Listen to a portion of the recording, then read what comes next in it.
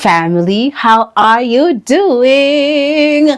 We are back with the Emerald Lifestyle Season 2. I am so excited about this season.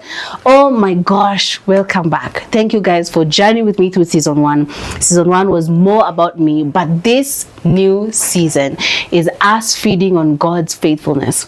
I know that you've been in a dark place. I know that you've been in a difficult season. I know that you've experienced frustration, doubt, and nini.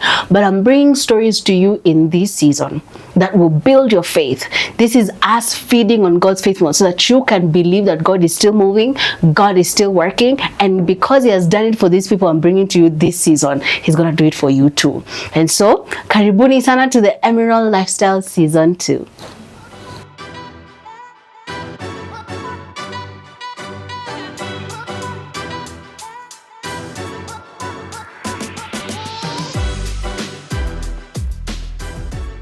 Hi guys, so in this first episode, or let me just first of all just kind of bring you into this whole season. We're going to be having sacred conversations. We're going to be having conversations with individuals that have gone through the wilderness season and their wilderness seasons, what they experienced, what happened in their wilderness season, and how they entered into the manifestation of God's promise over their lives. Literally the evidence of God moving. Basically, it's stories of wilderness and evidence of God's faithfulness. They stuck through and they saw God moving, and I'm bringing to you these stories. So today we have our first guest, and this first guest is so handsome. This first guest, obviously, if you've been with me online, you know who it is. But let me just give him a proper introduction, all right? So my first guest is very handsome. He's very tall. Okay, fine. Let me be serious. He's still very handsome and very tall, but he is my husband. He is a father to our children, and he's a host. He's a son. He is really well known for his chief hosting. Say chief host. And then he's also a comedian, and he's done 2 stand-up specials so far. He's also done very strange videos online. Just leave them there. Those are part of the world of the things we'll discuss today. But anyway, please. I love this man so much. I would not have overcome my wilderness season without this man by my side. And so I want you to honor and welcome my husband, Sir Alex Mwaura. Hi baby. Hi. How are you? Mbona kwa intro kusema sponsor? Sorry. So guys, let's take it out from the top. When it's sponsor, but maybe ni automatic when it's sponsor. You've been sponsoring me. Yeah. This whole set, this how I look and everything. It's all on you. This is our podcast. I'm basically the face, is the finance. Yeah, I'm the lifestyle part of the Emerald. You are the lifestyle part. You power the lifestyle. It's so baby. Amazing to be here. Yeah. Sana. It's so funny. Thank you for even the consideration for me to be part of, for. What do you mean consideration? I must have you on this thing. But sometimes when you know the story, you're too familiar with it. No, I love your story. Your story is one of just God's faithfulness, honestly. I think before I even get into what we went through as a couple, there's so much that you have gone through as an individual. And when I hear of those stories, I'm so blessed. Nani tissues. Tissues. Yeah, but your story is really one of God's strength and God keeping you and nurturing you and taking care of you to seeing through where you are today, So yeah, I mean, karibu sana to the Emerald Lifestyle. It's so funny to tell you that because you've been with me since morning. Yeah, however, it's a karibu, and congratulations on season 2. From seeing it being just a vision and one day to it's today. Congratulations. I get it so lost. You are doing it. Please let us be serious in this podcast. Please, my husband. Yeah. So this so far is so special. because in this so far, we have had really deep conversations. And I feel like this is a redemption moment of this so far. Because imetuona kwa machozi, imetuona kwa depression, imetuona kwa giza, imetuona kwa confusion. Because this is the sofa where you asked, what kind of funny am I? This is the same sofa. So here we are coming back to this same sofa and saying we have found ourselves. Oh, this is the sofa we say, so far God has been Ebenezer. Aleki, please. So this is what we'll probably be keeping up with today in this episode. So, my husband's story, really, today, I just want to, the theme that I went with this first episode is the wilderness of identity and in the area of calling. And so yours is really journeying with, like, the journey that God has taken you through. Yeah.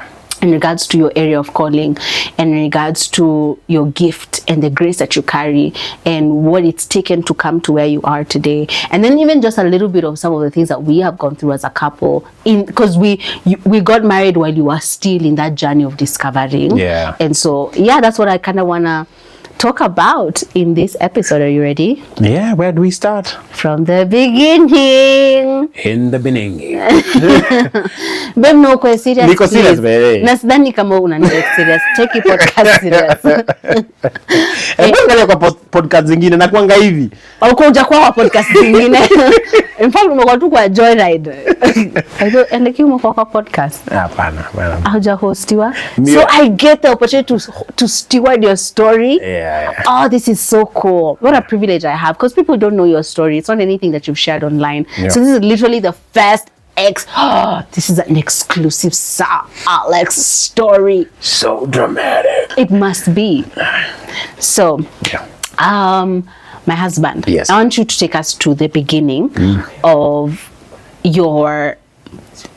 So I feel like this is gonna be hard for me to ask, because I know half of, like, I feel like I know 3/4 of the story. Yeah. So I don't know, you'll have to help me and journey with me, because I don't know even know in terms of asking, like, I know the bit, like niko karibu hata kusema story yote. But you have gone through so many things in the journey of discovering. Yeah. But I want to take you back to high school and primary school, where you experienced bullying. Yeah. And that's the first place where your identity took a hit, because we see you today and you're this confident guy.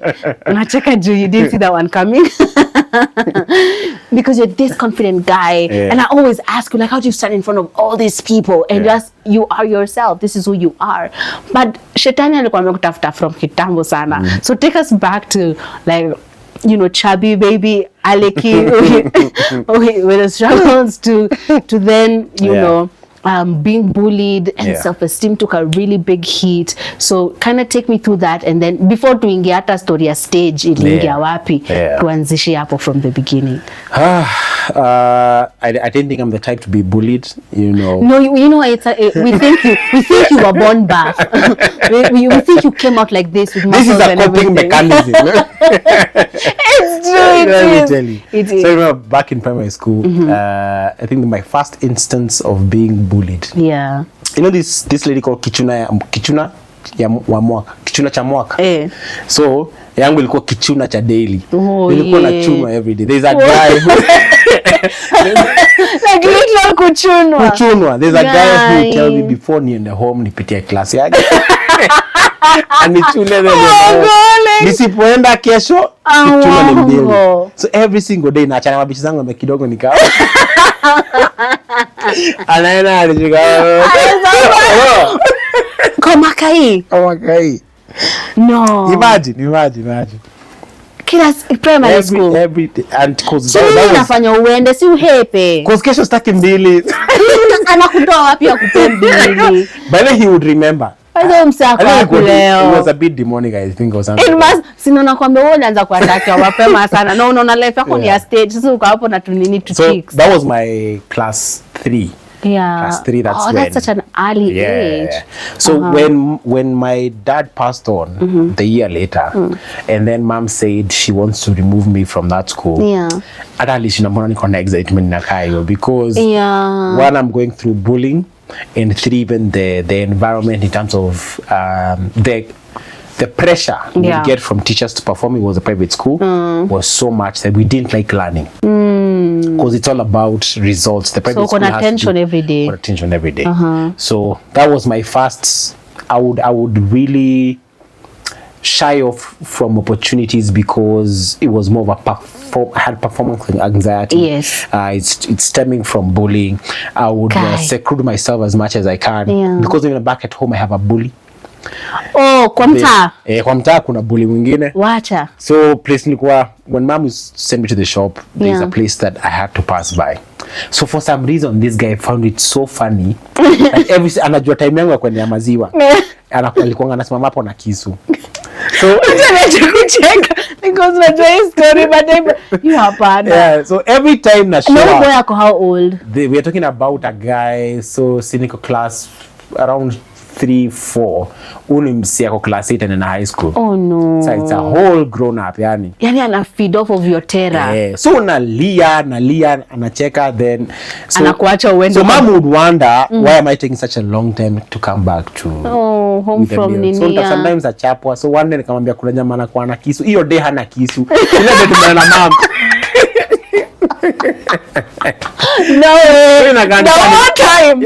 Ina stories za java. But yeah. So fear nilikuwa nayo at that little age. But so kuna self esteem primary school, alafu msewa nini wa home pia. So everywhere nika unapata tu easy self esteem hit.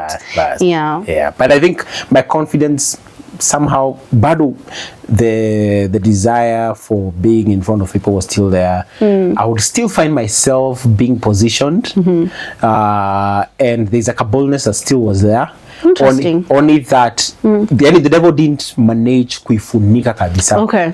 So especially now when I moved to the public school from the private school, it was very easy for me to shine because it's two different spaces.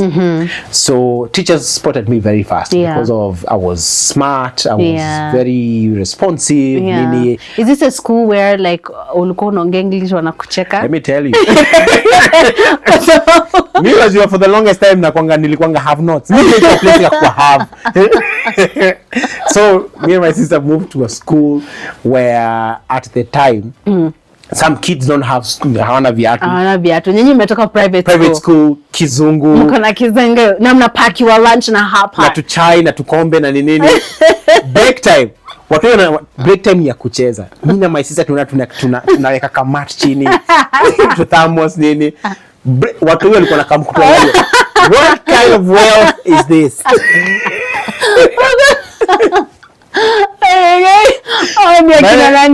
Ilibidi like 1 week later nikamwambia mama story ya chai man. Sasa mnakuwa show. You're more cool when you're poor. So hii kitu it's not working for me. So tukaondoa mambo ya chai. Lunch nilikaa nayo. So we were doing the hot pot system. You know the hot pot like a food nini. Yes. So it was so fascinating for kids kuna chakula yako inatoa moshi. You know like what? Yeah. That was such a drastic change even for you guys. Yeah, so being in that new space made me stand out. Made me academically stand out. Socially stand out. Right. So hiyo nilianza kuni boost confidence. But sasa bado hapo kwa shule bado unamokiwa story ya kuongea kizungu. Sasa wanaongea Kikuyu. So it became now kama uko na maringo. Kama wewe na walimu mko in the same page. I'm a teacher. So my Kikuyu became even better in that season because like in kufanya Spanish, French nini. Me my Kikuyu is being sharpened because your fellow students will not let you have it. Because why are you tuko break time unaongea kizungu kwa hiyo na hakuna mwalimu na hakuna mtu. So the English I know was the small foundation from a private school. But in that setup, public school, it was very hard. But somehow too, there was still some form of competition. And there were still people who were very ambitious who came from the same areas and and somehow we found some level ground of competition. Na ikasaidia kwanza ku boost confidence yangu again and nini. Okay. That's interesting. So from there, like now you're not really afraid of the stage per se, despite the bullying. So what makes you journey into this place of realizing that the stage is somewhere that you want to be? Because I feel like you've been a dancer, you've done a bit of stand-up in church or hosting in church in your local church. So like, tell me, between the Aleki in the public school to becoming the Aleki who is now on stage, and this is like being in front of people is not this is what you want to do. So primary school to high school, transitioning to Form 1 now, was a very interesting space for me because dancing was doing very well. Okay. There was a show on TV called Dancomania at the time. Right. And najua Gen Z unajua what Dancomania, what? Yeah. Even me, a part of me is one. Mimi nakumbuka tu sakata. Yeah, so the show that was called Dancomania. Nilikuwa naitwa sakata hiyo ingine. Yeah. Okay. So that show helped me so much in terms of my curiosity in terms of dancing. So I would really, I got hungry to get better as a dancer. Okay. So by the time I naingia high school. So the show is what made you love dancing? Yeah. Oh, okay. Yeah. Is it something that you knew you could do? I could. I would get my way around it, but I was not such a professional or guru when it comes to dancing. Okay. But Dancomania created such a hunger to become better. And by the time I was high school, that was kind of my identity. Okay, Aleki the dancer. Aleki the dancer. All right. I was easily spotted in crowds and all that because of, hey, this guy is such an amazing dancer. Yeah, so I became Aleki the dancer. All right. I identified as a dancer at the time. And it helped me navigate high school so much. Because even where people are being bullied, me, that was the card I would put on the table. I'm going, hey, for one! Me, I have a secret. When I press, I'm saying, hey! I gotta move. Have you ever seen a break dance? So dancing would get me out of trouble. Yeah. And even with the hands, with the knees, the school, what are they called? Those two competitions. I would go to major funkies. Yeah. Not even because unaweza pata ni dance congress lakini na project. Because the other students walikuwa wanajua kuna time ya dancing itakuwa by the time they are carrying all the marks. Yeah. We need to win in that department. We need somebody. Tunaenda Aleki. Aleki anaeka kwa basi. There's something that you've told me about your funky days that I find so weird. That you used to sing to girls. And like you would sing like actual sing love songs. You know, like I've seen photos of something to picture the guy that you are singing to love songs to girls. So I used to have confidence issues. So unaona uko na bado una deal na self-esteem but bado hauko afraid of nini ku perform. You can never go wrong with that. You can, like you can. I have sung a long time. So guy, when I went to high school, this is the first time I think najipata na pressure ya kukatiana. So you know in primary school ilikuwa usipite hapa madem tu kuna social distancing ilianza hiyo time. Kitambo. Ukipita hapa napita na yeye.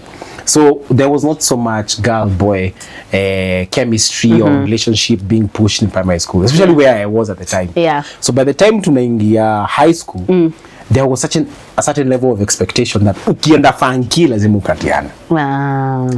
Wewe umeingia basi ya shule. No mashina na wanaume huko, so it was lazima ukue in a space where you're interacting with them. You were able to talk to the honeys. Yes. And because at the time it didn't come so naturally for me. Yeah. Lazima unge navigate how to entertain these girls anytime. So you didn't know how to come to sasa niaje mrembo. Tulikuwa tunapewa first unapewa kanini ka script. Okay. Sasa poa. Issue ni gani? Unaona tu lakini fuata script. Yeah. Issue ni gani? Nakwambia this is Moi Girls Nairobi. So you go to cabs almost cry.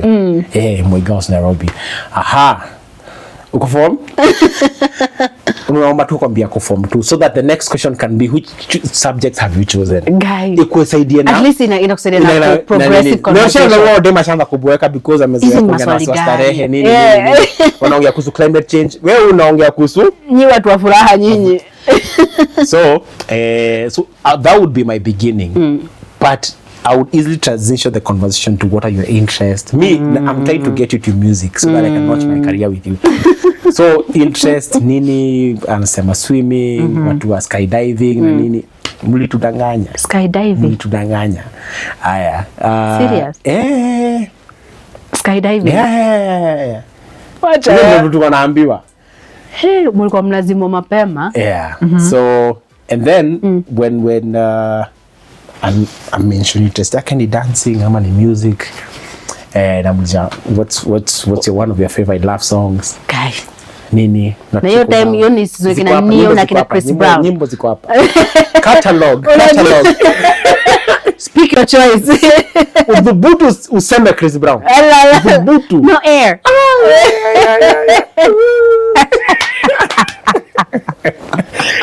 Alex, please. Let me tell you. Nimeimbia wasichana. Umeimba na unaimba. My first most embarrassing singing moment that made me get better after that was the funky was in our school. So the lady came. So I went to the lady. Alikuwa amejiposition mahali kana watch game ya futa. So I went there. And I was so freaked out because this is my first ever time kuongea na dame in high school. Na naona maboy wengine wamejaribu. So naona tu maboy wako na matatizo. Wase wanaongea nini? Wanasema nini? What they say. So I remember that moment until today. So dame alikuwa amekaa peke yake ana watch game ya futa ina happen. So at the time kuna ngoma ya Prezo ilikuwa inaitwa walikuwa wimba na Nazizi. So the song would go like looking for my name. So it's Prezo anasema jina yake. Mademu akiulizwa analeta actions juu nini. So I used the same song nikiweka majina zangu hapo. Hey, we do the most. Let me tell you. So I got to the nikafika kwa dem alikuwa na Mary. Sijaisahau Mary. I'm sorry Mary. I didn't know any better. This life is different now. So I go to Mary. You've changed. Looking for my name. Because I'm Alex. But dem wakiulizwa naleta action. Sema na mimi. Guy. Let me tell you. Udem anaanza kupasuka tu. Immediately. By the way, she gave me audience. Akanisikiza mpaka the end. Nikamaliza ngoma yangu. Nika drop mic. Then nikaondoka hapo. Udem mpaka even after high school the day would meet. Alikuwa ananiona anaanza kucheka. Guy. Pia me I would like laugh. But I'm happy for such moments. That's so strange to me. But is it? To you, this is your normal. This is your normal. Yeah. But later on, ayo kitu ya kuimba ilinisaidia sana. Yeah. Yeah. So I would find myself, because I don't know how to navigate conversations. I don't know how, but I use my gift. Yeah. So after funky, na my boys, we fanya hivi. Ni surround. We piga beat. We weka tutor. Weka nini. Mi ningia vocals. Before you know it. To Hannes. Like what's happening over there? Hivi tu. Lakini na after kuimba kuongea ujui kuongelesha. Wasiniuliza mambo ya climate change na nini yani. So wewe unaweza shinda ukiimba all the time. Lakini kuongea. Na msidhubutu mcheze ngoma. Kudance na. Kuna jamaa alikuwa anabeba ka glove ka white. Nikaweke tu hivi. It's about to go down. I'm husband. Yeah. Oh, that's so interesting to me. So mambo ya kuperform ulianza mapema. Yeah, so that really helped me. Even in high school. In high school I didn't do a lot of emceeing by the way. So you really just were maybe it's like building your confidence to know that arts are your thing. Yeah. Okay. Actually, when you talk to guys who know me in high school, they are shocked of who I am today.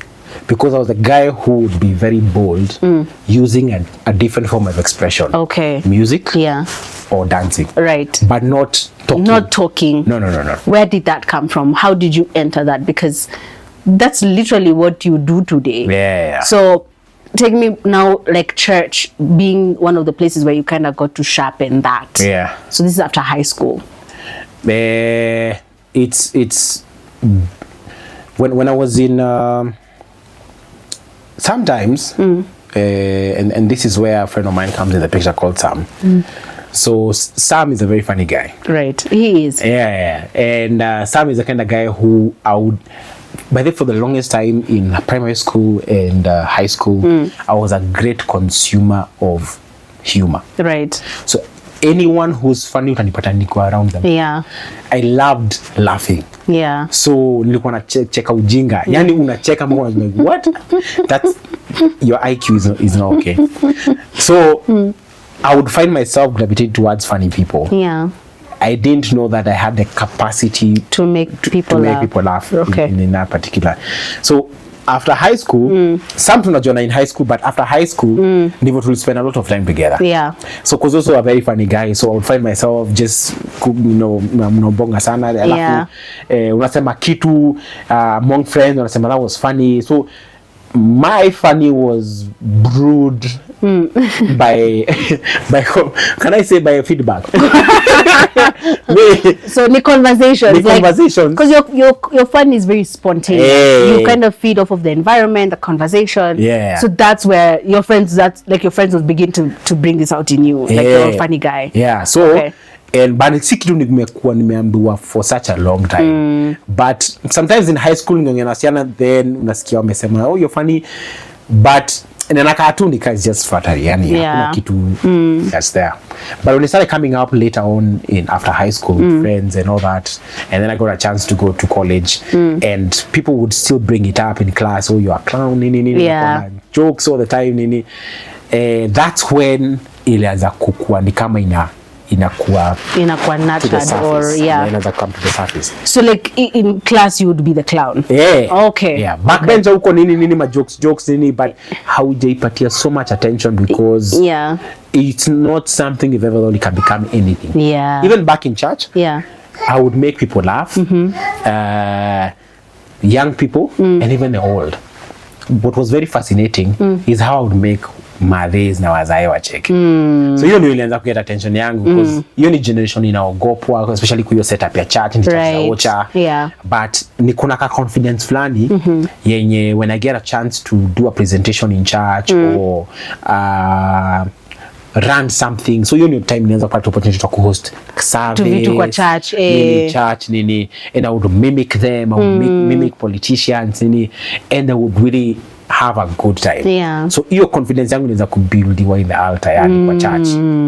So that's where, because I think I'm so grateful to the men of God who nimepitia kwa mikono zao because wamenipatia hiyo opportunity to shape my gift. That's Bishop Sam Kuria and Reverend George. Wabariki sana. So Bishop alinipatia the first opportunity na alinidefend sana because there's a day aliniambia, Alex, you don't know the kind of hate I've gone because nimepitia juu yako defend. Because the people didn't understand you and what you are about and the kind of gift you have. Like what is this even? Because unajua ocha si altar ni madhabahu. So uko ni unatoa viatu before ukanyage hapo. So wewe kama vile kujoke, we're laughing. Madhabahu. We're laughing. Kuna church ya home by kwa altar. People don't realize I remember they remove shoes. So mleta jokes kwa madhabahu. So it became very interesting that I would get opportunities and I would see every time the jina yangu imeandikwa kwa list ya presentation because church ya home kulikuwa na presentation and then hiyo time nakuta service na lead wana wife ya pasi una tu jina yangu anaanza kusmile let's give it up for Mwaura. So you don't know about Alex, please. Mwaura. So I come, but I was a favorite to her. Because she anapenda kucheka. So anajua she'll be about to have a good time. So that's where I started to build my confidence. Your time sijafikiria about becoming an MC. I mean, you know, hosting two services. I'm not thinking about packaging it to be a career and stuff. I'm just something that you do. Just being a comedian. Okay. At the time, Churchill was doing so well. It was so big. So it's just, I'm just channeling that energy yenye wanakuanga nayo hapo na ileta tu kwa local church. Basi ati niko na hata vision ya kuenda such high. At the time, because there is no major support back at home, because mama tajui what is this and what are we working towards, do something real. The mama ali encourage tu mabeshe zake na kijana wako ni talent, that's why alianza kuiona by the way aso mama kazo hizo vitu natoanga wapi tu it's they just come when they're just natural. They come to me when I'm on stage, and some I prepare, but some I don't. Yeah. So now coming post high school, to those moments in church. Yeah. To now me and Sam coming together to form Too Comical. Formed Too Comical. And then, so your dancing and your comedy comes in play together. Yeah. But it's still not something. Anything because it's cynical dance too. It's cinema MC too. So you have not seen great people around you becoming great because of that thing. Yeah. It's very far-fetched from Nini. So that's not even a reality. So I want to enter into that because then I know that you have done so many. Well, if I say so many, that sounds like a gazillion, but you have done businesses, because this to you is just really a place of expression. Dancing and making people laugh is really just but an expression. It's really not anything. And so I know that you have had businesses, and you know, the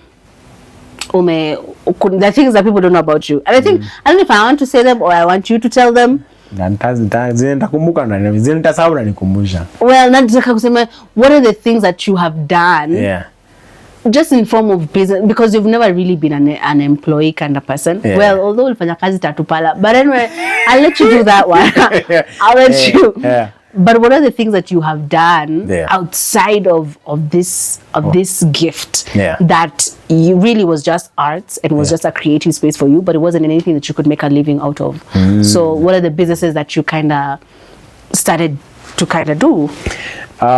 Remember, this thing that I'm starting to we are doing is post high school and towards college around that time. So if it was fruitful, I would not have done any other thing.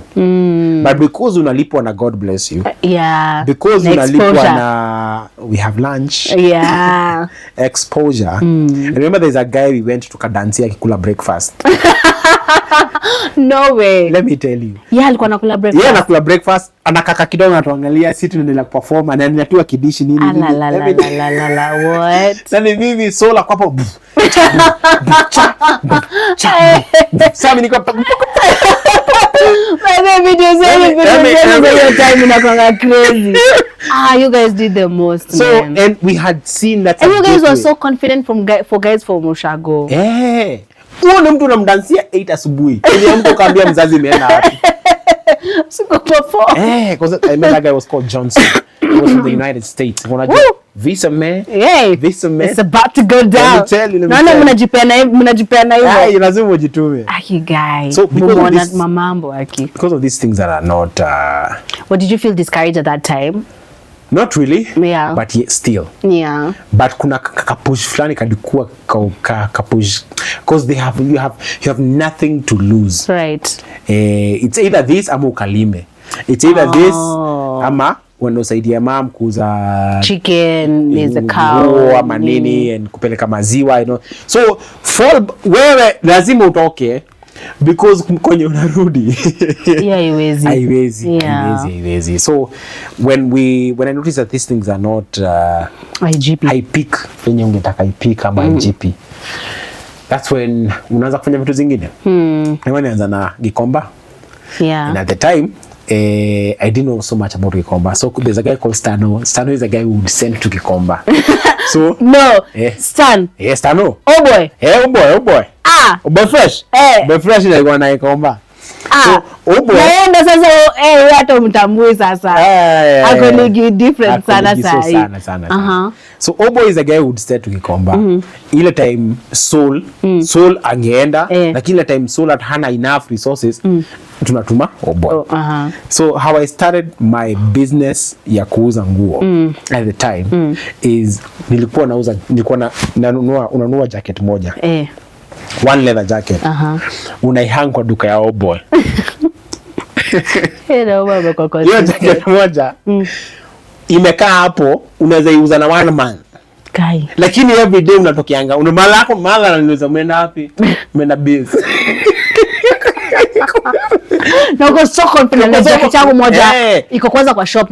Naenda every day kuangalia jacket. Na hiyo koti imehangiwa hapo. Ikiuzwa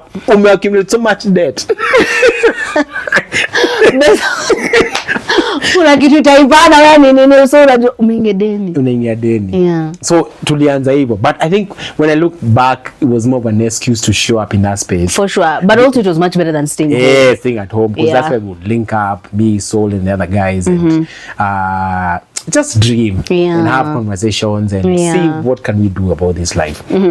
So kutoka hapo, so that was kind of an initiation into the Gikomba. So when I went in college, I would wake up in the morning, na natafuta nguo Gikomba, and I would sell to some of the guys in school. And that was not really, didn't bring so much money, but ilikuwa nasaidia somewhere or another. Then same like a year later, still in the Gikomba business, but now nikaanza kufikiria what can we do differently. At the same time nimeandikwa kwa Tattoo Parlor.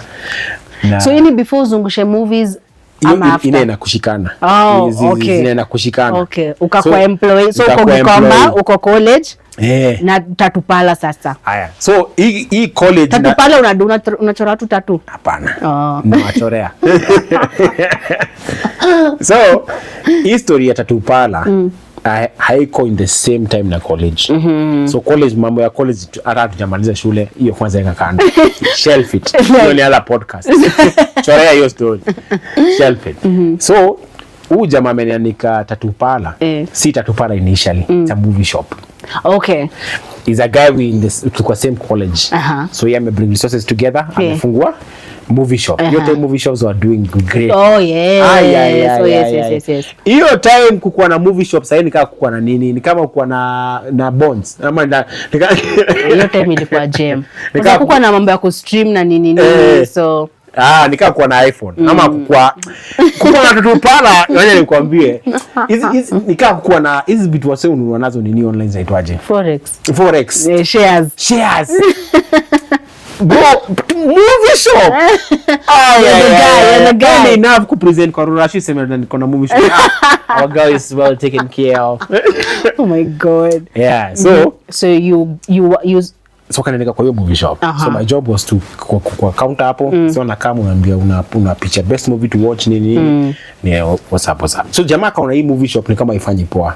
So he expanded akasema kwa na chota tu na hapo ndani. So he learned, akamfundisha how to draw. So kazi yangu ilikuwa so ikamkubai movie pia natolea catalog ya tattoo na tattoo iko na hapo.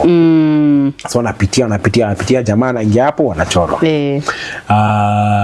I didn't believe in tattoos, otherwise hii mwili yangu ingekuwa imejaa cause ingekuwa for free. Angejifundisha na mimi. So imekuwa tu nini? Uko kwa shingo everywhere kwa sleeve. The first thing ningechora ni machozi cause nilikuwa nakapitia. God alikupreserve hata singekusinga kuangalia twice. So sasa kuzungusha movie ilitoka from there. Customer akuji, movie shops zimekuwa mob Nairobi. So lazima movie sasa zipeleke nje. So we came up with, there was a concept of distribution of movies to other movie shops so that they don't have the hassle of downloading the movie. So there's someone who we knew alikuwa na download movie usiku. So asubuhi unachukua master. So master unatoa many copies. You go take to every. So these guys can copy them for themselves. So that would be my job. Asubuhi wapiga maraundi wananunua, then jioni unaenda kuchukua ile pesa wame make. So let me tell you, by jioni usinivite kwako nikitoa kiatu hivi harufu inaingia before niingie. It was so bad. Let me tell you, socks unaitoa unaipaka viatu hapo kando, usiende kwa wenyewe. Unaona sasa bafu iko wapi? Na hata ukiingia bado kuna kanini kana kufuata. Kwanza uguze carpet hivi, print. Gaya Ricky. It was so bad. Miguu yetu ilikuwa inawaka moto. Yeah. So that was the hustle. I remember at the time we would survive on chipo za 30. Kuna pesa za chipo za 30. That's sasa ni hard kupata chipo za 30 waru si mchezo. Nilikuwa mob hapo Jack and Jill sana hapo. So that was the hustle. Yeah. So now distributing movies, encouraging people to get tattoos, and then also Gikomba. And so Gikomba ilianza kukama hapo kwa sababu wananiona venye mimi uko nimeng'ara poa. So what do you want to make gomba for yourself? Sindarauka ngware asubuhi sometimes so that I get some nini ama stanwa gomba kipitia na chukua some stuff. So still sense of fashion yangu iko poa. Iko poa. Had you moved out at this time? No. No way. Yeah. Like the movie was still in your mom's. Natoka Limuru naingia town nafanyia mambo yote then narudi jioni. So madhana nashindwa na nalipwa 5k per month. No. Serious? You are sorry ni ya 5k. Aliki serious? Ulianza mambo ya kuwork hard kitambo hiyo part si kwa najua. 5k ilikuwa 5Gs man. Ndio ulikuwa unasikia kao the semi rolling. Hapana. But nilikuwa na appreciate because nilikuwa najua the nature of the business venye iko. Nilikuwa na appreciate at least ngenipea fair every day. Okay. Then and man anipatia 5Gs. Okay. So when I thought about now selling clothes on the side is because of supplement kuongeza income. Right. Kuongeza income na nini. Right. In the background mambo ya MC tulifunga huko hizo hata haiko. We are trying comedy here and there. We are trying kufika Churchill on how the scene is auditioning here. Because ulikuwa Churchill by the way. Na audition. Lakini hakuna time yenye ulitokea ulikuwa tu audition. Nilitokea tu once. Ulitokea when Churchill Row was being in concept mode. Churchill Row ikiwa concept mode alikuwa napea ilikuwa niko kama mic check or something. So mnaenda before audience itulie. Ni kama bado audience wanatulia. Kuna jokes zinakrakiwa tu huko. Nika cocktail before main meal na hata hakuna mtu anakia kama nini. So unaona watu wakipita tu hivyo. So hiyo session tu ya ku warm the seats. So hapo also ni space ya kukua in front of an audience even though they are not really paying attention to you. Okay. And I remember I did so bad because that's so honest. Because nakumbuka mpaka there's a guy called may he so rest in peace anaitwa AKA. He's a great comedian. After the show aliniambia hey buda man unasoma jokes kwa stage man na ukizisoma tu next time jipange poa. Mimi nimesahau jokes pressure niandika hapo. I said now the next one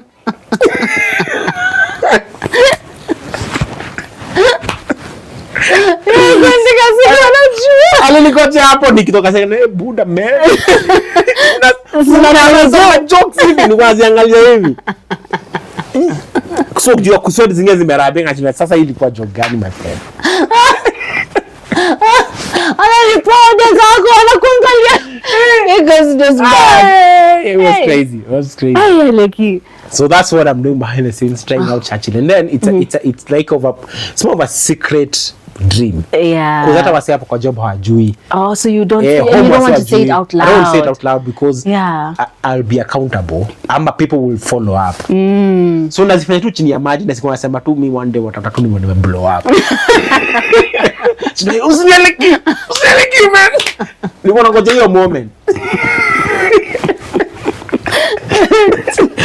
Kuna Churchill man. Kuna TV bro.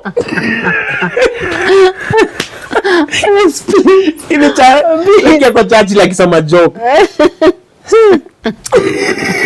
Ngona kwa sema no. Hiyo motivata hapana. I know Churchill will never remember this.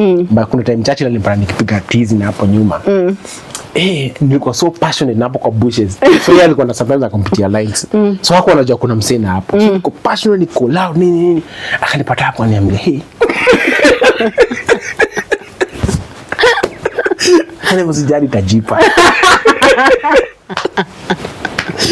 Then I know he will never remember because nika kijana tu aliona tu kijana kile. Anajituma so that's in the midst of so you wanted to be so MC is not even in story anymore but a comedian. As you're doing this hustle thing, the comedian thing is because people are telling me I'm funny. So and it's what's like the best place to take funny? Churchill. And guys are doing well in Churchill. Guys are doing well in Churchill. Established akina Eric. So wewe unataka hata ku break out kwa kama comedian, but God akona plans different. So doing kwa hii period yenye so I guess that's still happening because I know that business wise you ended up opening up a whole shop at it was Imenti. Same place yenye nilikuwa nauza movie. Nilikuwa nauza movie, umeuza shop, so kaka hapo kwa shop that then there's a time that you actually felt like no. And you gave out the shop. What was that nudge of transition that made you give out the shop, and what were you going to do after giving up the shop? Because bado comedy IGP. The conviction came, Gora kanema niachilie biashara, nibariki mtu nayo. Nikapatia my employer at the time. Yeah. Kamwachia, alikuwa anakaa ni joke. He kept calling me. He was like, "Hey, unakamwa, kama si kuachia biashara." Sorry. Alikuwa anakaa ni joke, mpaka akaona yeye jamaa kujangi. So that's how nilimwachia biashara. So when I went back home, I didn't know where to start. Remember, I've still not moved. So nimerudi kwangu. So unapeana shop na si ati uko kwako? Hapana, rudi home. Tuwa mama Mwaura. Kai. Mwambie umepeana shop. Without a plan. Mother yako ana understand. Ulipeana. Nini aje? How? Nani alikuambia? So,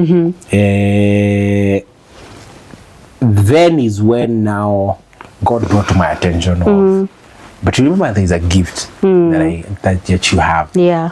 And this gift we just give it attention. And that's when me and Sam sat down. And there's a friend of ours called Mwindi. Mwindi ndiye alitusaidia kujipackage. Yeah. Na to start now doing these things seriously. Yeah. How do you dress? Yeah. How do you mlikuwa mnavaa twinsies? Yeah, man. Right now ujikute. Lakini your time this was your signature. When Sam mnavaa luku same. I can see the hashtags.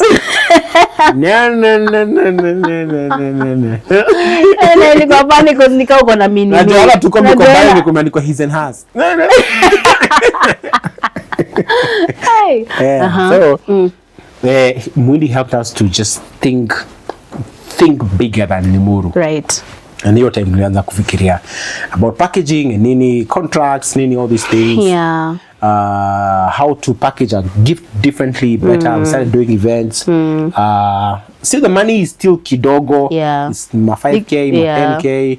But it's very exciting because you're getting paid for what you love to do. And then we started receiving opportunities that are helping us to shape and sharpen our gift. Right. So either it's a small event that's a fundraiser, or it's someone's wedding and they already have an MC. But they want entertainers. Right. So just come with jokes. Yeah. There's a wedding. One of the weddings we did ya kwanza was so good. Tukana tuchekesha watu.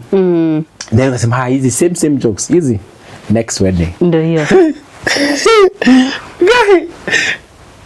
The same content ama tumeisema na pitch tofauti kwa receive watu hawakucheka, no one kushinwa usicheka una crack joke katika unasema it was so bad. But after that we made some I think let's just re-strategize and think about it. Yeah. But it was just the wrong audience. Right. And then we had to take time because of my audience. That's why things went south. So this is still an opportunity space for you guys to learn. So you guys do to comical and you do it really well because by the time I'm meeting you, you're doing Gikomba and to comical. So comedy has kind of taken a backseat also, but you're still kind of doing it in the wedding scene, like as you MC. But it's not something that you're really thinking about. No. Okay. So to comical lika happen. Yeah. Mukafanya events. Partner mukafanya pamoja. Kafanya even stand up together. Yeah. Yeah.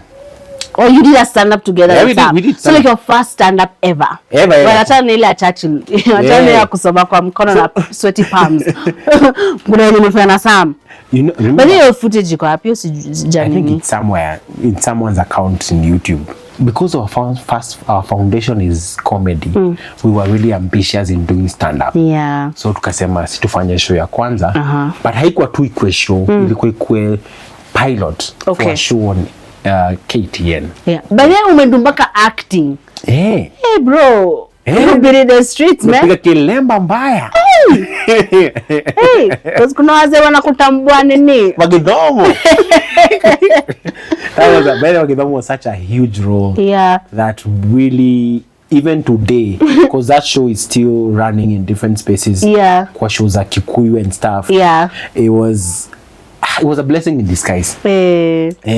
So ilikuwa haso tumepiga pia, ulikuwa nilipwa 8K per month. 4K ni car transport. Kai. So mpaka leo 4K. Na wewe kwanza hata upendi ku act lines tuko famous. Yeah. So ile mambo yako ya lines ilikuwaje kwa nini? Mbona line? Kuna kwa kuandika. By the time naambiwa action usiniongeleshe. Itapotea. Don't mess this up. Naona wewe ni msewa spontaneous akijaribu. Aligns wasikia la cheesy guy, but say uko famous lakini bado it's still not what you want to do. No. So mkadu stand up comedy na Sam. Yeah, stand up. Ilikuwaje? Iliendaje? It was a pilot for a show. It had sketches ndani, it had sketches, it had stand up sessions. Nini, it was such a beautiful concept. Tukaifanya the studio flani. So the studio was supposed to pitch to KTN. Then they didn't pick it up. Was it good? Was it a to good our set? standard at the time? Yes. It was good. If I watch it now, you probably maybe I understand why they didn't take it. Now, yeah. But at the time they had every reason to take it. Yeah, but at the time it was a good show because even from the audience that was there, because it was a live show, it was another live audience. Yeah, they really enjoyed. And I remember that the time we went to pitch the show to the studio, we performed to the whole organization. What? Waliambiwa lunchtime we have a free show kujeni. It was just me and Sam. What? Tukawa perform hapo. Walikuwa directors na wani workers wanaisha tu hapo. So we knew there's something here. So that's when they gave us a go ahead to shoot the pilot. Oh. Kwa sababu waliona kuna kitu. So KTN uko kwa level ya KTN. Nalikipa kama perform you say hivi live. Oh, gopi watu, gopi audience. Bado unajua hiyo time tulikuwa na sound, tulikuwa na chochana. Lakini bado ili such a solid foundation because that's still who you are today. Sana. Well, even if an audience still makes you nervous, it still doesn't make you nervous to the point of being paralyzed. Like you know how to navigate. Yeah. Okay, so show iko by then nikaitafuta poa na izaipata. But the pilot to that show didn't become anything. And we ended up not doing another stand-up after that. Yeah, you and Sam didn't. That was it. Yeah. So by the time I'm coming into your life, I'm meeting you ukiwa Gikomba na MCing full-time kabisa sasa. So I think MC was one of your main streams of income. But then we get married and then Gikomba is because pia Gikomba imekuonyesha dust. Tukiingia story Gikomba then tunamaliza hii story. Unajua bado hatujaingia kwa the solidification of this identity, this journey that God is taking you through. But there's something that you mentioned about your time at Churchill that kukua funny wase wakuone, it's ni kitu watu wanadua na kapoa, you want to do it, but then God says yes, this is still the gift over your life and you're still trying to figure that out. But there's a way that I want you to do it. That I'm calling you to my standard, not the standard of the world. So tunaingia marriage, alafu so indo the place yenye unakuwa character wise, this calling thing, you're even wondering what to do because now you're thinking about other businesses also because PMC tulikuwa time ya COVID by the time to get married. So I think I just want you to take us through the process God took you through to actually get into a place where you're like, you know what? MCing is it and comedy is it. This is what we're doing. Yes, we still do other businesses, but these are this is who you are. And I'm no longer wondering because I remember that tulingia pia radio kwa your period. So I don't know if there's a way that you can kind of take me through the journey God took you through to solidifying that this is everything I'm taking you through Aleki. It's to prepare you for this thing. And this is who you are. So when the enemy tried you, self-esteem God alikata hapo, akaizima hapo, akaleta men of God that nurtured this grace upon your life. But then things would just be weird. There's yani haujui kama hiyo kitu inalitu nini, but eventually in hindsight unago this is why I went through that, this is why performing in front of 2 people, this is why dancing ikaingia hapo, this is why so take me through the journey God took you through to making you his person. The grace that has opened so many doors for you. So because I know it's been quite a painful journey for you.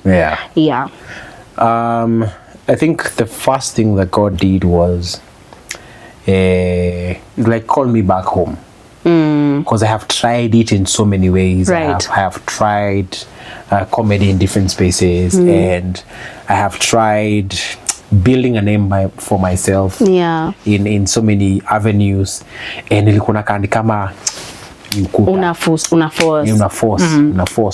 And I remember there's a time that I would just hang around just to just kutafuta two compliments to just to feed your ego in a sense, or pride in that kuna gift. Kitu bado unafanya, kuna gift bado iko. And we would just unakuta event imeisha tu lakini una hang around too, because can I talk about the first thing that I actually saw you go through that? Is like the first time that you had done stand-up comedy after a very long time, after 12 years, and and you doing it just before you do your own comedy special, your first ever individual comedy special, and then this thing, it flops. Like the audience does not respond. You are sweating from here to the end of the earth. Your hands are shaking. Ujika wewe kwa mfuko, ujika mweke mkono nyuma. So you hapo ndo una hang around to get feedback. I don't think that's the space you want to hang around. Ulikuwa na sweat, ilikuwa mbaya video na hiyo. But interesting that you see the same event yenye tulikuwa na wewe. Someone came and give me hiyo, ilikuwa immediately after nimetoka stage, akasema but this is the second one. Si ya kwanza. Kwanza unakumbuka top ya purple.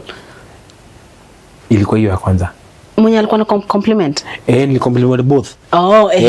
So alikuja akaniambia most people may not understand it, but I see where you're going with this. Oh really? You didn't tell me that. You didn't. Nilikuwa na kuokota kwa floor bro, kwa place poa. But ilikuwa hiyo, I think I needed more. So the part most people don't understand it, nilikuwa nayo. Because mona comedy yako iko na advice. Nataka kucheka mimi si mtu kwa pasi, lakini hii mambo yako ya ku mix jokes na advice tu. Jason na comedy yako ilisha na alter call. Anyway, it was so I would easily, kuna kitu yenye God alikuwa anataka kudeal nayo ndani yangu yenye ilikuwa ni kama kind of dependency, my dependency of human opinion. Na alikuwa anajua if it doesn't deal with that thing, I'll gravitate towards what people want. Right. You won't be authentic. Nitauliza sahi ni jokes za nini zinaweza. Sahi ningekuwa na jokes mingi. Sahi ningekuwa na mingi za floods. But wewe unakata season yako ya nini? Ya kupost videos online. Like jani yako ya hata ya kukua. And God take through a process of identity. Because even online you would post really bad videos. They were really bad videos. I mean, some were funny, but I felt like they were so dorky. No blame COVID. Hapana, lakini bado it's the same thing. Because niyo mentality ya nini na work sahi. Ni watu wanaongelea nini sahi. Niyo ndo unadu. So that's the thing that God was like removing. So hii mambo yako ya nini ya kukua ya people pleasing and whatnot, because looking at what is happening right now, and that's the kind of comedy you want to do, looking at other comedians and thinking that that's the way comedy is done, but God wants to call you to himself. So what did God do in your life to remove that fluff and to remove that thing, so that by the time Maleki una do 33 your voice is for God.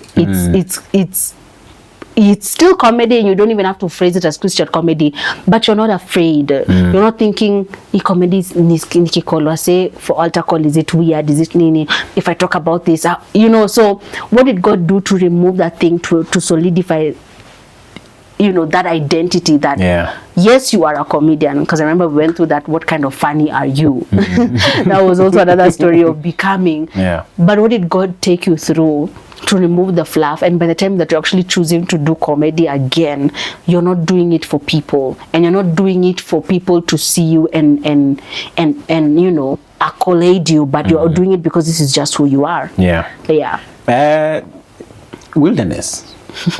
That's how God deals with anything that is impurity. So nikakaribishwa kwa wilderness. I think God is a good MC. Welcome. Such an awesome host. Tukakaribishwa na akasema peke yako, mbona ukuje peke yako? You and your wife. Together. But also alikuwa anajua mtu akienda peke yake uta survive. we wouldn't have survived that thing. Ingekuwa nauza uji power. Ningekuwa nafanya tu anything that is not my purpose. Yeah, because I would have evaded that process of becoming through God. And he did it through the wilderness. Right. Yeah. So when he ushered me to the wilderness, remember even in the story of the children of Israel, God calls you to himself. Right. First. And so he removed all the things. I remember one of the things that, so when we got married, God alitoa Gikomba. So that's not even an option anymore. And even when you try to go back, no receive confirmation, Gikomba is not the thing anymore. Because hata si ati ilikuwa inajipa sana. Because bado ulikuwa unazungusha nguo na bado watu wanakulipa 10 years later. So bado si ati ni, but ulikuwa like at least Gikomba ni safer than history ya purpose, history ya calling ni nini. So ukatrai kurudi in marriage, uka realize by the bad it's not, ulienda a full day, ulitoka hapa 6 am ukarudi home na punch. I was like, Aleki, umewaste siku mzima, umekamna punch. If this is not a sign, my brother, please. And then, so we kind of went through that. And then sasa tukaingia radio. So after radio, ndo sasa vitu zikawakata moto ingine hapa hatujaiona before. So for you, because I feel like I've talked about those things, like for you, what was that? Take me through that now, from radio to now, the first chemotherapy. So the process of radio was also another wilderness story that was identifying as an you are using it as a comedians pia wao kwa radio sometimes. It was still going the route of what do comedians do, what stages do they pass through. And I felt like radio was one of them. And when the opportunity came, it felt like this is an answered prayer. And I will build my career through radio, and then just there's that corridor, you never know where it will lead. And when that didn't work out, that was very frustrating and depressing. Depression yangu safi. But kwa radio up on only get Sir. The name came. I got the name Sir Alex from that. Because we didn't even think that branding yourself is anything. You really were just Alex Mwaura. You want. But then, thanks to Succeed. So came up with the name. Got branded, so at least by the time I'm leaving radio, niko na jina. And that ilipia in terms of how to show up on socials and how to show up with your style. It really gave the packaging. The packaging was very. It was very defined, right? Because at this time, remember, by the time all this is happening, the Gikomba imeisha, to Comico, both of you have decided to do your thing. Now we are now doing different things, and it was amicable, and we're in good spaces, and now we are doing Sir Alex, and Sam is doing Kags. And now, so when radio is not working, has not worked out, and we are living with a name, and now we have packaged ourselves. This is Alex. So what are we doing? And then now we're gearing towards understanding who are we and what are we. I'm funny, but what kind of funny am I? How do I package this funny for the world and all that? How can I use this funny? And you know that this is what you want to do and now. I know this is what I want to do. But when did that moment come of realizing that actually comedy is what I want to pursue?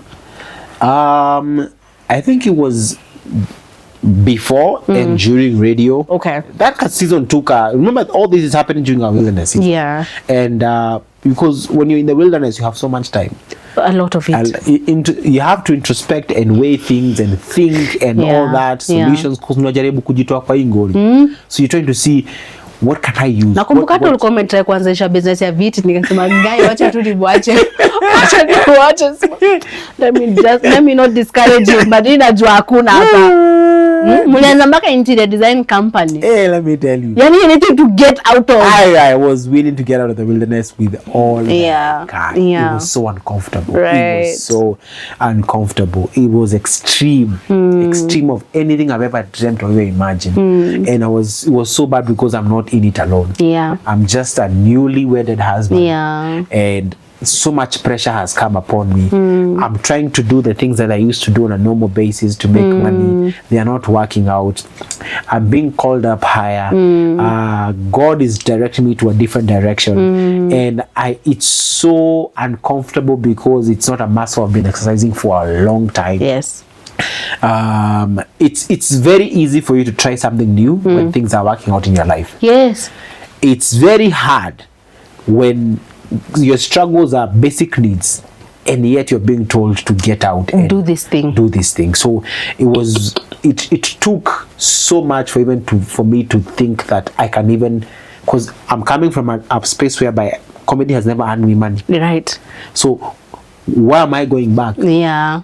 Why am I giving a different shot? So I remember even when that day when Rev pushed us to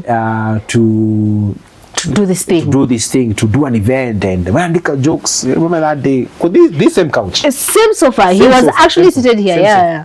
Now, when Rev talked about how andika jokes za 40 minutes hivi tu watu panga kitu. Tunaona nini andika jokes watu kama watu wacheke. So see event it's something that can just you umefanywa setup make people laugh. So by the time I'm putting pen to paper and now starting to write and all that, na nikaanza kusikia kuna flow na nini. That was very encouraging for me because it's coming so seamlessly. Yes. It's naanza kuona I got it. That's like getting excited again.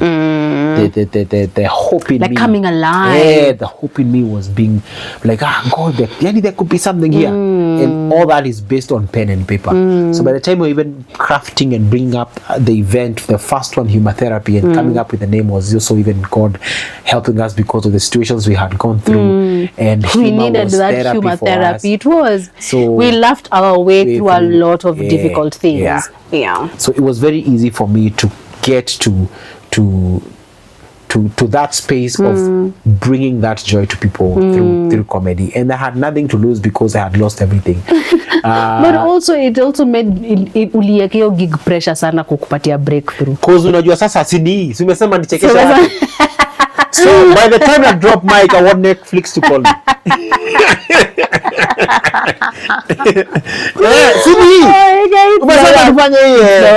This is it. I'm gonna give it my all. And then because that was also very stretching because you don't have rehearsal space. Yeah. See, I used to go to the bypass every single day for almost 3 months. Kutembea huko kirehearse. Because lines lazima zingekuwa your second nature. Lest wa confuse na lines zipote. You're the same aura. So the show had to be here. I had to internalize the show. Yeah. And practice it and enjoy it so that I have a good time on stage. Yeah. So I didn't care about what it will take because I knew when I get on stage. Is Alex? Hey, I've been hearing about the things you're doing in Kenya. You have a passport ready? Let's go. Yeah. But I also remember there was a word after the show. Yeah. That we've done this first Humotherapy and there was a prophetic word. But your time hatuko tumelani yo kitu ya prophetic word, that after prophetic word unaingianga vita kwanza. Unaingianga process ya God ya kubecome before your word manifest. Na so you sit and expect to say, oh, you're right. The nations are calling. Yeah. All tickets, everything paid. Let's go. Let me go make other people laugh in the nations.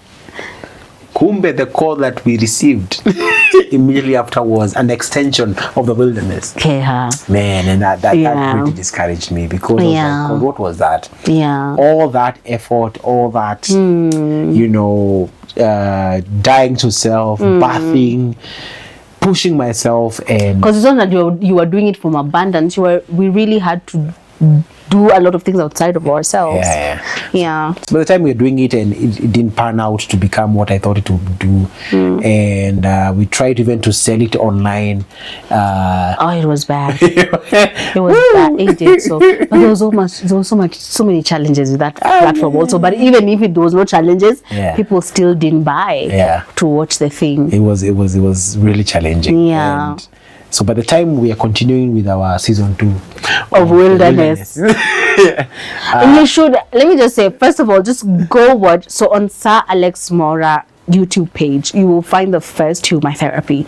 You'll find the full show there because eventually we had to what do you call it? We had to make it free for everybody to watch because it didn't benefit us being in our pockets. I think hata bado kwa hiyo caption kuna till. Wewe unaweza weka kitu. I mean, if the Lord touches you, please bless the man of God here. Yeah. So you did the first one and then tukaendelea na wilderness. Yeah. Sasa giza toto. But at least at this point, you're like, okay, we have the gift. We have the name. We have the brand. And now we're building towards something. Yeah. So from that point, because by the time we're doing 33, you've also grown as an MC. Yeah. So take me through that before we come to a close to this thing. So remember, To Comical really helped to shape me as an MC. Yes. Like most of my foundation things are To Comical, confidence things, all these things. It was To Comical did a major work. And then alongside post To Comical around 2018, not post, during To Comical, 2018, 2019, around there, I switched from the church I used to attend back at home, and I came to St. Lighters Church. Yes. And then now, because I was familiar with some of the guys there, Nyawera, Moji, Ben, Nini, these guys, your time I had to join a Pasi, but I say tunajuana. Yeah. They easily gave me an opportunity to host services in church. So that platform really helped me to shape my gift, to understand. For humor even. For humor. Yeah. And the Nairobi audience. Okay. Because unajua back at home nilikuwa nimezoea nikiwa services ni watu wa home wa madhe and then huku ni a dynamic different audience, right? And it really helped me to think, can I say globally? To think outside home, to think a nation, to think. So even when I'm writing a joke, nilikuwa najua, because I would write jokes for almost every service. Nilikuwa najua tu kuna kitu nitakuwa na jokes. But hiyo kitu nilikumate ulikuwa na take serious. Nilikuwa nasema sija prepare set ya kesho. Niko like set niko lead service. Mimi ya kwangu si service. Mimi lazima nikishika hiyo mic. Lazima. But now it was so hilarious. You were so good at it. I think it's something that I have gone up and said ni bebe mpaka leo. Ukini hand over your mic, either I was ready or not. You have to remember that I was on that microphone. So I wouldn't take any opportunity lightly. And even that is something that I've carried over until date. So I would prepare. I would lazima nikuwe na jokes za kesho. So I would think what's current, what can I relate with that's happening in church na nini, so that because inakuanga when you're hosting a service, especially in church, you become in between praise and worship. So jumping prayer nini, which sometimes can take up so much energy, to the next person who will be the preacher. So if you don't have a good transition in this space, how you hand over these people to the preacher, anaweza kuwa na kazi mobi ya kuanza. So I really wanted to be a very fresh, a good bridge, fresh air, so that by the time ata pasi anapanda on stage, most of the time nikipatia pasi Mike alikuwa nakucheka na cheka. So audience iko very lit, energized, happy, ready, they're in a good mood. So ata pasi akikam anakuja tu kama amendelea. So that really helped me to shape my gift at the time. And at the time nilikuwa nafanya MCing, but it still felt too comical. But now during our wilderness season, that's when we really now started thinking about, okay, there is comedy, there is MCing. How can we package you as the MC, as Sir Alex, and all that? And that's when now we started thinking about documenting the reels and all that. And I remember the suits, we were very intentional. I remember I think it's Moji and Ben who told me, Alex, you're really good at what you do, but it's only us who know about you. How can the world know about you better? And that's when now we thought about how to do that. Reels and the likes and mini. And packaging. Who is Sir Alex? How does Sir Alex look like? Suits. Okay. Let's concentrate on that. And that's what we did as a family. So that really made me come up. And you're now more aware of you. Yes. You're not trying to be anybody. You're not trying to be, you're not trying to be Njugush. You're not trying to be any other hilarious person. You're just trying to be Alex because the fluff was removed. And when the name came and you realized that actually you're the kind of person that has liked to dress up since way back. So that's not, you're not being imposed somebody new on you. This is who you are. You are the kind of person that has joy and you love to make people laugh. So you're not being told, be a funny guy. It's like, this is who you are. Also in terms of energy and being able to dance with a crowd, you've loved dancing from the word go. So God is now bringing all of these things into one guy. So this is who you have been all along, but ilikuwa hidden with a lot of things, a lot of comparison, a lot of people pleasing, a lot of confusion and nini. So I love the wilderness is really basically the place where God removed the fluff. It's in one other thing, just to add to what you're saying, one other thing that God made me realize, it just came to my attention right now, is that for example, it's a group of people who are gifted in the same thing. Okay. For example, they are musicians, they are comedians, they are pastors, but the execution is very different because God is very unique in His creation. He doesn't repeat. Yes. He's very creative. Yes. So the minute you do it like so and so, it's like you're telling God you didn't do a good job with my expression of the gift you've given me. Yes. So I would really find myself observing other people who are gifted in the area of comedy and emceeing and be like, I want to do it like him or like her because their expression has more results. Because the reason why they're doing so well is because this is their style. This is their style. So you'd easily gravitate towards their style. And you don't realize, wako solidified. This is who they are. This is who they are. Yeah. And if you take time to just observe your style and express your gift in that particular way, you realize that there's an audience that God will just pull to you. Yes. Because there are people who will just identify with your expression. Right. This is how you speak. You're not vulgar. You are clean. You are respectable. You know how to read the room. You know to read the room. Yeah. We are gravitating towards you. Yeah. And when you start leaning towards what other people are doing, and you'll find yourself not getting the results that you think you should get, but it's because you're not leaning into how God created you to be, and how He created the uniqueness of your DNA, your expression. Yes. If God is so yani hii kitu haifanani ya mtu mwingine. Fingerprints if He's that unique, even your gift is that unique. Because alikuwa najua wewe expression yako even ndio itatokea. Because the moment, in fact, I can almost tell when you were settled in you. I remember just like the energy around you was different, because even though an audience made you nervous, it wasn't making you nervous to shift into what you think they like. It was just making you nervous that you do well and that you serve them well, and you would always partner with God. And when you're done with that gig, I'd always be like, wow, you're a different guy, because you settled in. And everybody began, and I remember the time during Monene's wedding, and that season, even the weddings that you would get at that time, and emceeing pop and whatnot, is a time it was like, hey, Aleki, because you settled in your skin. You weren't trying to be anybody. You weren't looking for validation. You weren't trying to please anybody. And this is just, and I remember, and I know one of your famous lines when you finish emceeing is, not by might, not by power, but by the Spirit of God is how we do what we do. And I'm like, man, it's so true, because it's a journey God has taken you through. Like, would you think that the journey would have produced this? No. Yeah, because you were in a dark place. Kichuna. And now you're this guy who's recognized for this grace, man. No, not really. And even that makes me wonder, where will I be in the next 5 or 10 or 15? Yeah. But it's just to show that God has a better plan.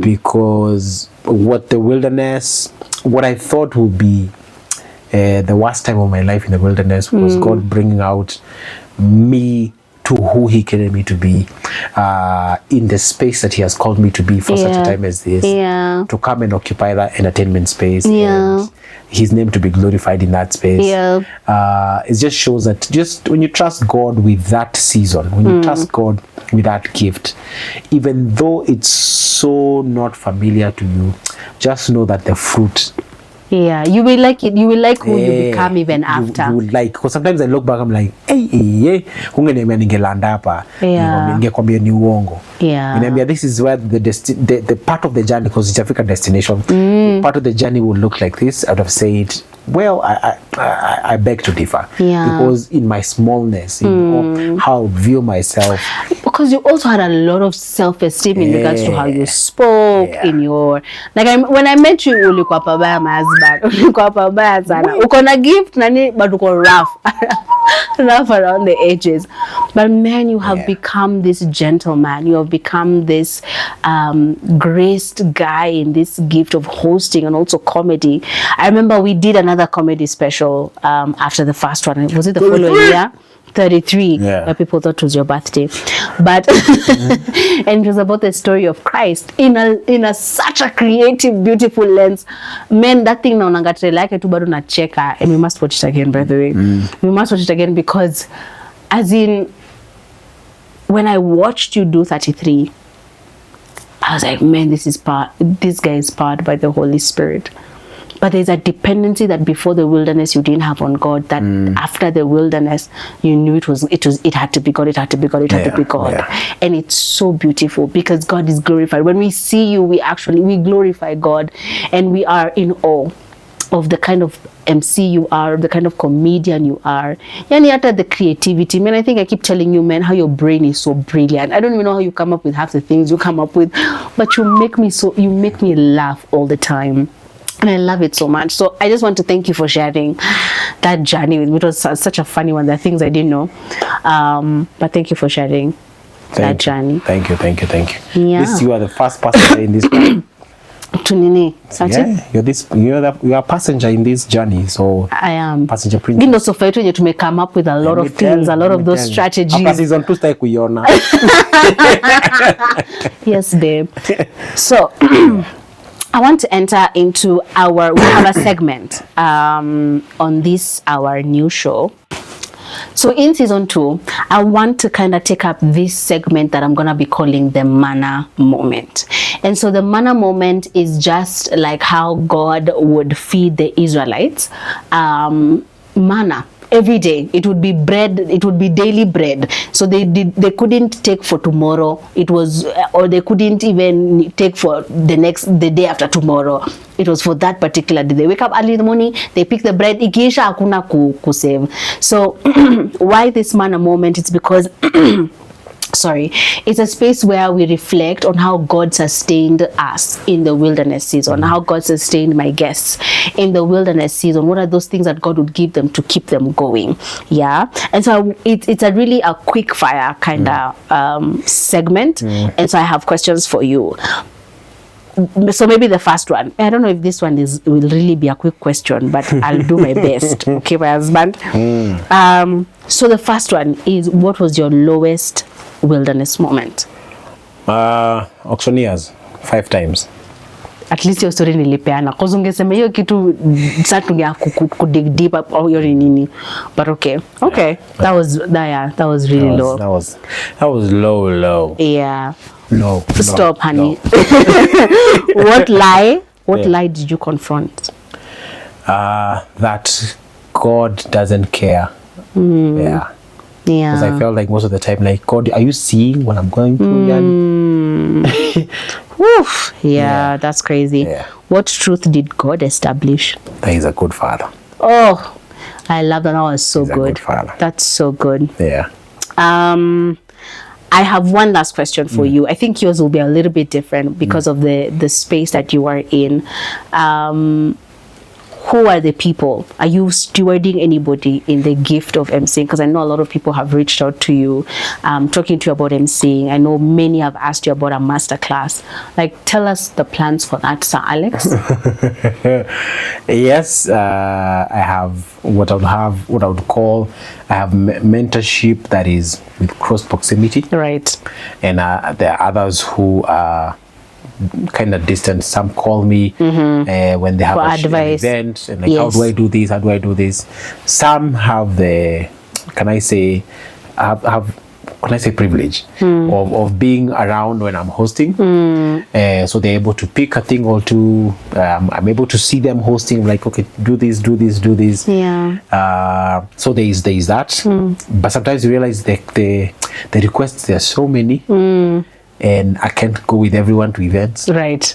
Others, hey, man, I'm saying, 17. Akona class, akona master class.